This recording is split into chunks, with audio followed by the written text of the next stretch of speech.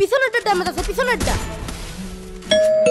না, এই সময় আবার কি ডায়লগ দেখে আইতো যা। আচ্ছা ভাইয়া যাচ্ছি। জি বলুন। দাদু, মসজিদ থেকে এসেছি, মসজিদের উন্নয়নের জন্য কিছু টাকা দান করো। ঠিক আছে, আপনি এখানে দাঁড়ান, আমি ভিতর থেকে আসছি। আচ্ছা ঠিক আছে। ভাইয়া মসজিদের উন্নয়নের জন্য এক দাদু সাহায্য চাইতে আইছে। আসার আর সময় পাই না, এই 5 টাকা গিয়ে দিয়াই। ঠিক আছে দাদু, এই নিন 5 টাকা। দাদু, আমার গলা শুকায় গেছে, একটু পানি খাওয়াবা? ভাইয়া কি হলো আবার? ভাইয়া লোকটা নাকি অনেক তৃষ্ণা পেয়েছে, এই জন্য আমার কাছে পানি চাইলো। এসব ফকিরদের তো একটাই সমস্যা, খাতে দিলে বসতে চাই, বসতে দিলে শুতে চাই। এই দেখো পানি টানি নেই। আচ্ছা ঠিক আছে। ভাইয়াটা কেমন জানো? আরে এই মুরব্বিটা কোথায় গেল? ধুর। আসসালামু আলাইকুম ওয়া রাহমাতুল্লাহ, আসসালামু আলাইকুম ওয়া রাহমাতুল্লাহ।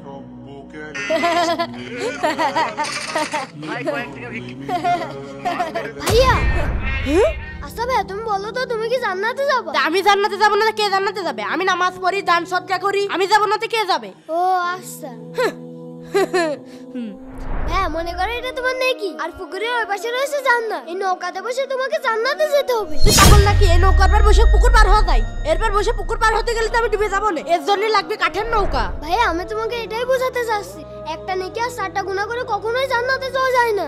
জান্নাতে যেতে হলে আল্লাহ সব হুকুম মানতে হবে। ছোট ভাই, আমি আমার ভুল বুঝতে পেরেছি, আজকে থেকে আমি 5 ওয়াক্ত নামাজ পড়বো। কাগজের নৌকায় যেভাবে নদী পার হওয়া যায় না, ভেজাল যুক্ত আমল দিয়ে কখনো জান্নাতে যাওয়া যায় না।